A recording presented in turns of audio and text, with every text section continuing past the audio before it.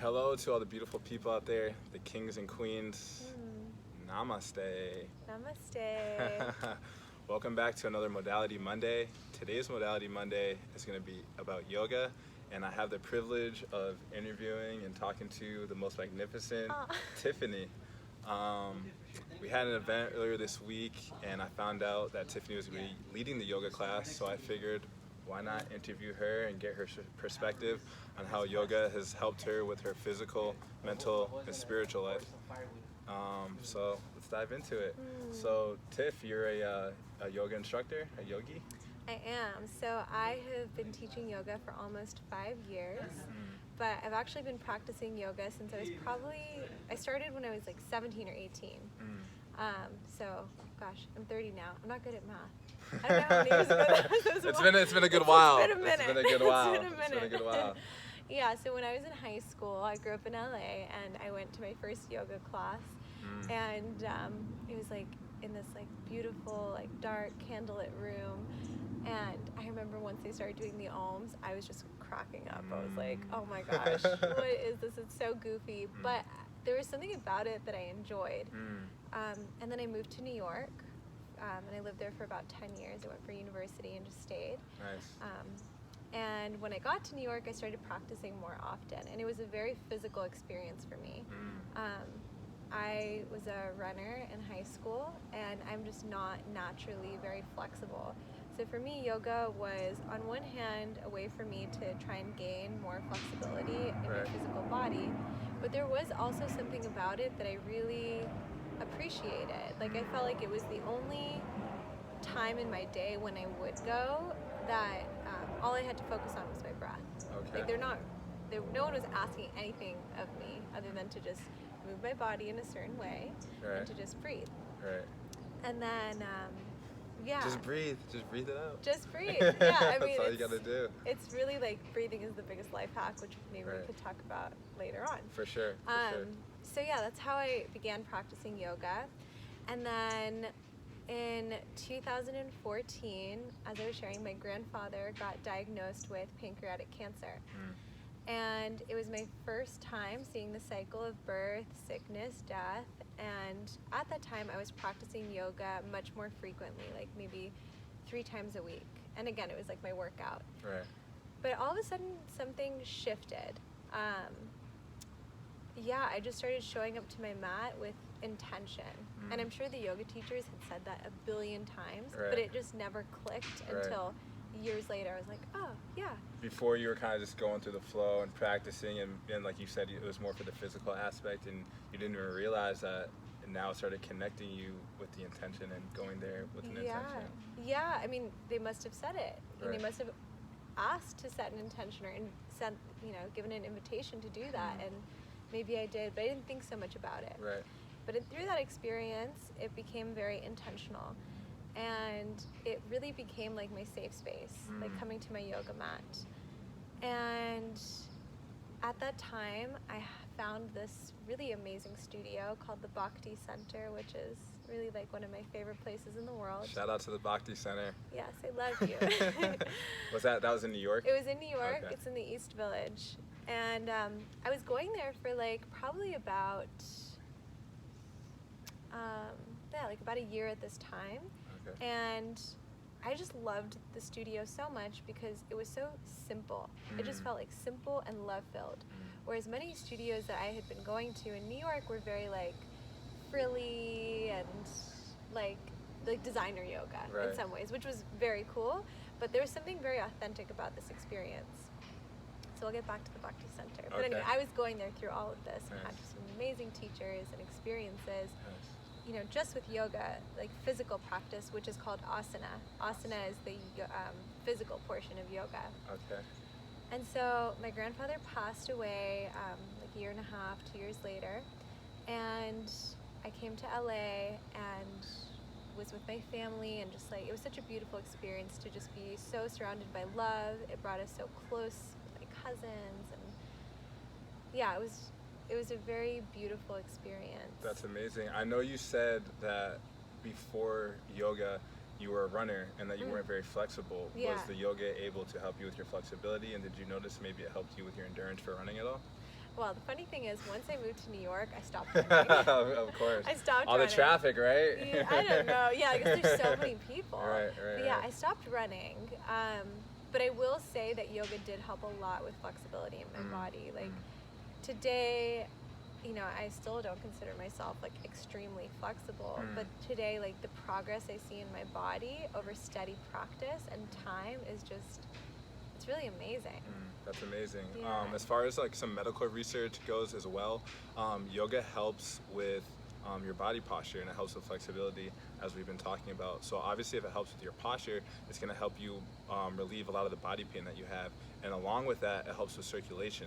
So the more you practice yoga, the more your body is going to be able to transport nutrients and oxygen through your body more efficiently.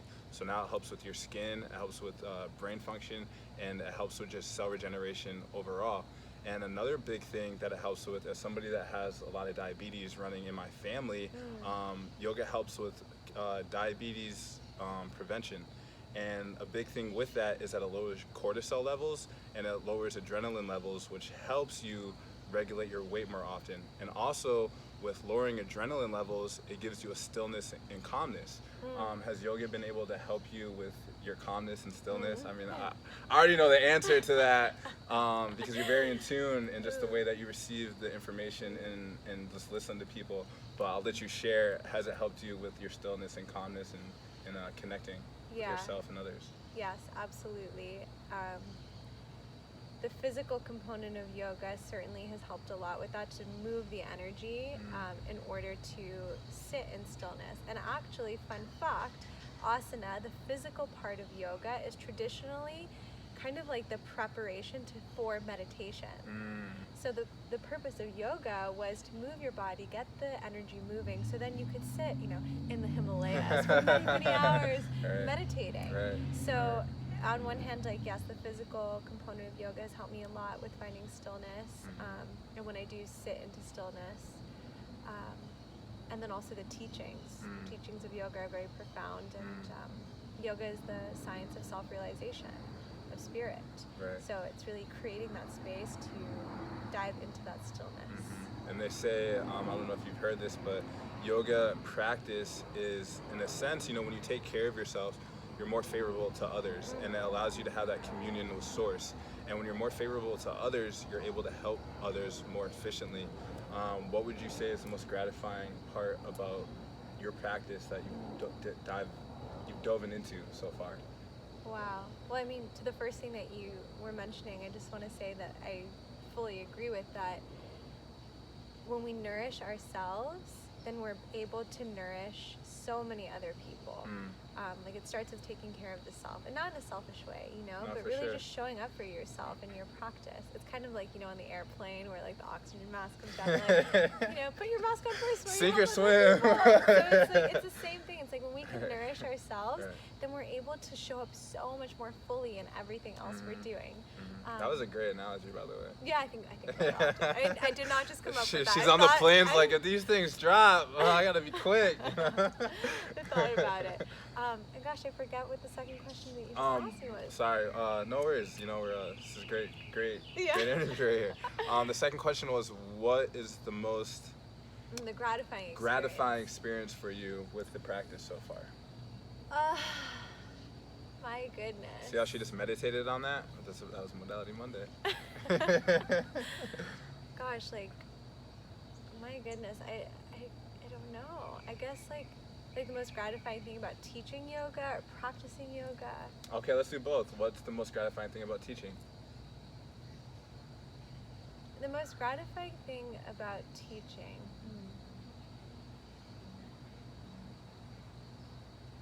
That's a good question. Sorry. No worries. No worries.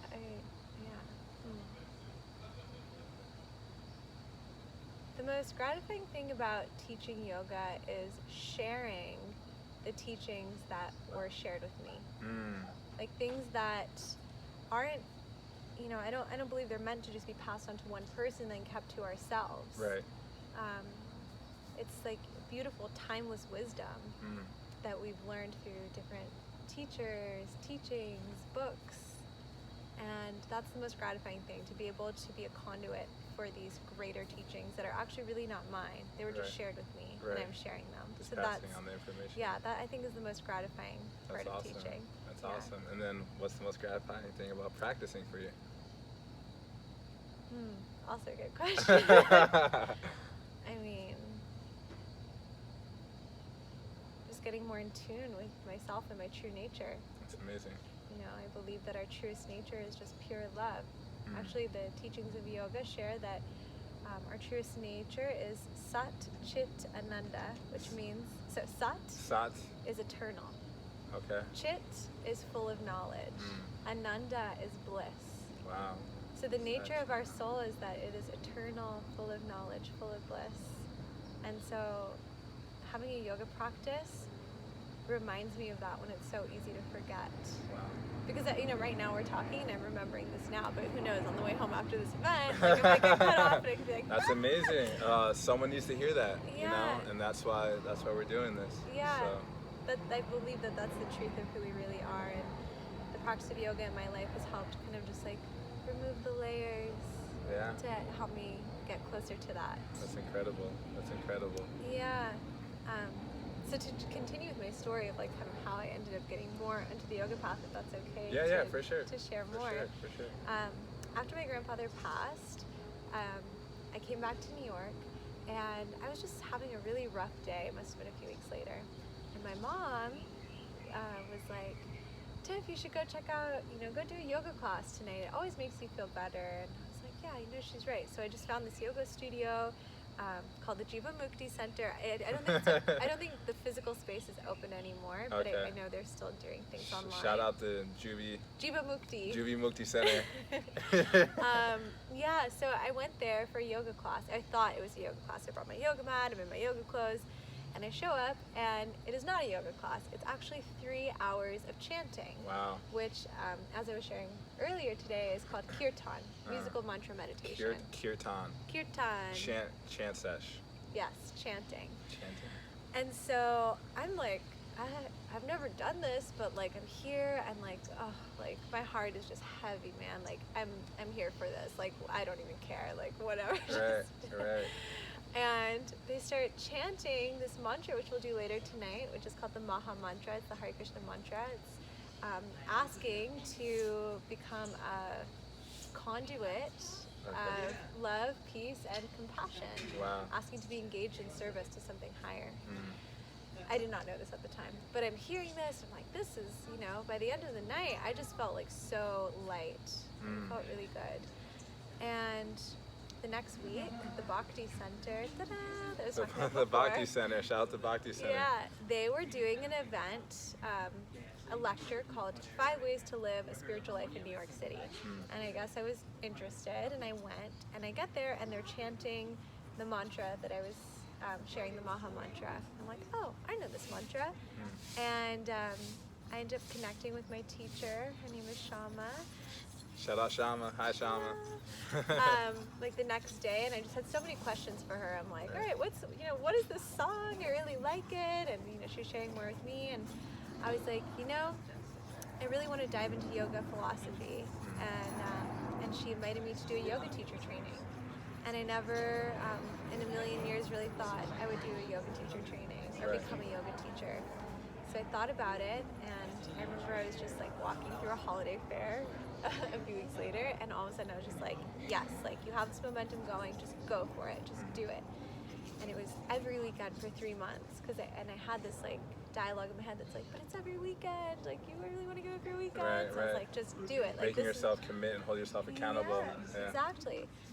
So I get there, and I started the training, and it was like dry brush catching on fire. Wow. Like it was really the beginning of the most profound experience in my life, which is, you know, still ongoing. So yeah, I really took to the different practices of yoga, and it all just kind of unfolded from there. I did the training. I realized how much I actually love to teach. I realized how much I love to teach, and started teaching at the Bhakti Center. Began teaching corporate yoga in offices, and then when I moved to LA to study Ayurveda, which is yoga's sister science, which maybe we can talk about another time. For sure. yeah, I began teaching mostly corporate yoga. So That's now amazing. I mostly teach corporate and private classes, both online, given like the current climate, but Right. I'm also doing outdoor experiences as well. I'm sure people in the corporate world are probably really receptive because, you know, working in a corporate environment can be very stressful and sometimes a lot of sitting down. Yes. Yeah, it's actually so amazing to see the transformation, like within an hour. The people come and I'm like, how are you feeling? They're like, ah. I'm like, all right, I hear you. Right. And by the end, they're just like, Goes back to that circulation. You're sitting down all day, you start doing yoga, you get the blood flowing, and you just feel good. So that's an amazing story, Thank and you. I thank you for sharing. So we touched the mental, we touched the spiritual, and we touched the physical, and she shared a very powerful story how yoga has completely transformed and just really helped her overall being in her life. So I think that's amazing. Thank you for sharing, and I hope whoever is watching this, whoever's seeing this, you guys start to practice yoga, whatever it is. There's different types of yoga, as Tiff talked about, and just look it up. I'll share her IG after this, so if you guys want to hit her up, you can hit her up and maybe ask her some questions. And thank you so much for sharing your story and your journey with yoga. It's amazing in your life. Thank you. Thank you so much for thinking of me, for seeing the best in me, and allowing me to share. No worries. And if I can be of service on anyone's journey, please reach out. It'd be a pleasure to share with you. Namaste. Namaste. Stay blessed, guys. Thank you.